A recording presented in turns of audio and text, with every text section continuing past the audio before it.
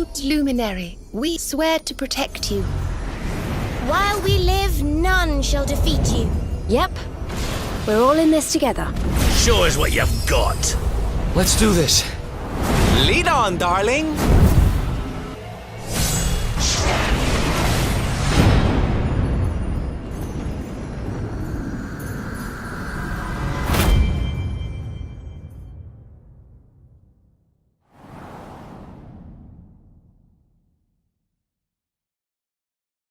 Hooray! We got a whole lot of gameplay. A whole lot of gameplay? A whole lot. This demo that we're diving into right now is pretty massive. You could spend hours just in this area goofing around, fighting monsters. We're gonna cut it down to about 10 to 15 minutes because we're on a time crunch, but we'll try to see as much as we possibly can. Perfect. While she plays, you're gonna do the talking? I will do my best. Okay. I like it. So I noticed that there are some monsters that you can run over, and then there's one that you can actually engage into, so that it's like a typical JRPG. How do you know which ones that you can actually fight? It actually depends on what you're doing with the horse. If you're dashing with the horse, you'll barrel straight through the enemies. It'll allow you to just blast over them, get from point A to point B as fast as possible. But if you want to get into a battle, you slow down, you just run right into them, and then it goes into the more classic turn-based battle that you're so used to seeing. Are there certain monsters that you can't dash through, like really big monsters? Nailed it. Okay. That's perfect. You just see one monster, like, I'll just go, oh, no mistake. Yeah.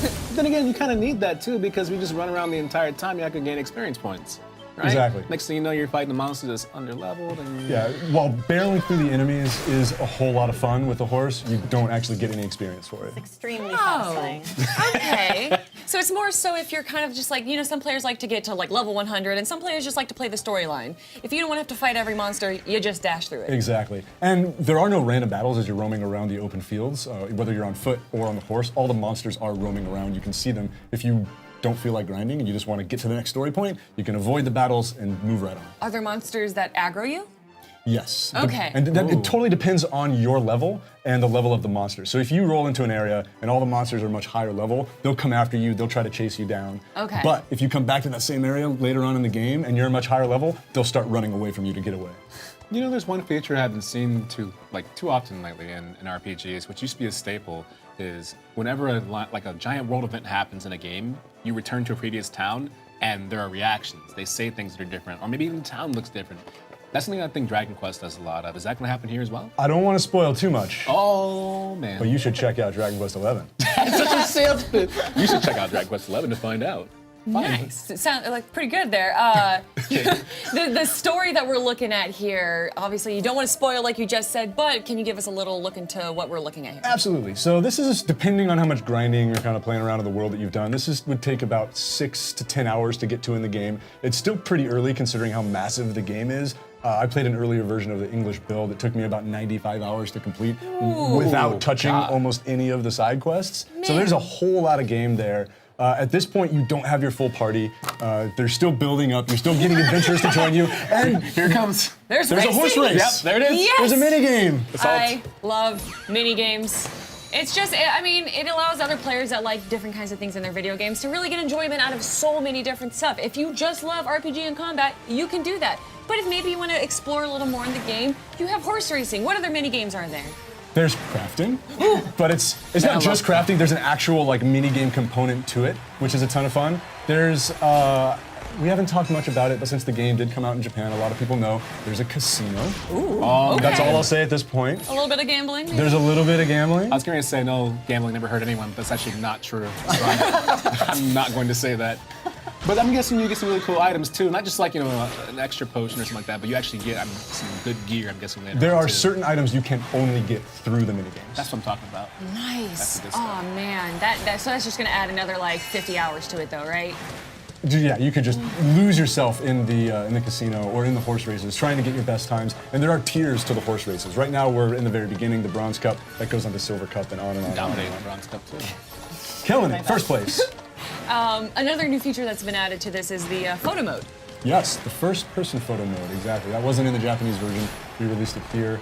It's really nice if you want to get a better look at the environment, better look at the monsters. You can also remove the HUD in that mode if you want to take screenshots. Cool, and then you have a little album that you can look at. Is there a way to export those pictures at all? It's through, if you're doing it on the PS4, you can use the PS4 share functionality. Sweet. Nice, I can spam my friends with photos. There you go.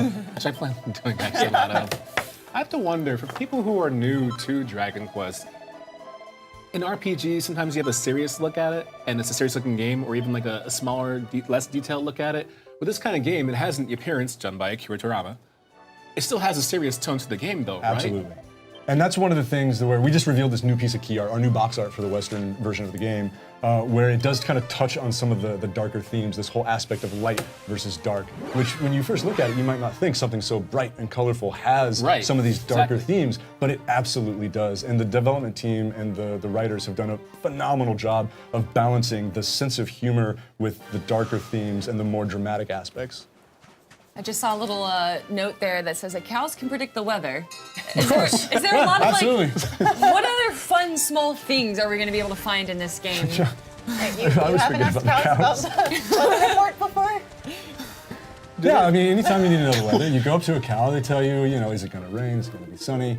There's a lot of little things that you'll come across in the game. Way to do that. I love that you saw that, by the way. Do they move? There's a lot of Easter eggs that tie into to past versions of Dragon Quest. So if you know the series well and you've been a fan for many years, you're going to pick up on those things. But if you're a first timer, you've never touched Dragon Quest, you're not going to miss out on anything. You'll have just as good of a time. And even though Dragon Quest XI is the 11th entry in the mainline series, it's the perfect starting point for a newcomer. The story is entirely new, the characters are entirely new, so this is what we feel is the best possible jumping off point for someone who's never touched the franchise before. That's awesome. I mean, to see an all new game be able to pull old and new players alike. Some of the things that maybe old players would be interested in, though, do you guys have monster recruitment? We do not have monster recruitment, but we have lots of monsters that you can go and, I was going to use a stronger term than kill, but You already said it. murder, Might as well just use monster, it. murder, beat, defeat, Persuade. battle, persuade. To stay down. Yeah, you For a while. have a conversation. You've been causing some havoc, troubling this town. Actually, the part of the story that we're in now, there's this massive monster that's been causing some trouble. So the prince of the Sultanate of Gallipolis is headed out to defeat the monster. Have a conversation. Yeah, have a conversation. See if you can take him.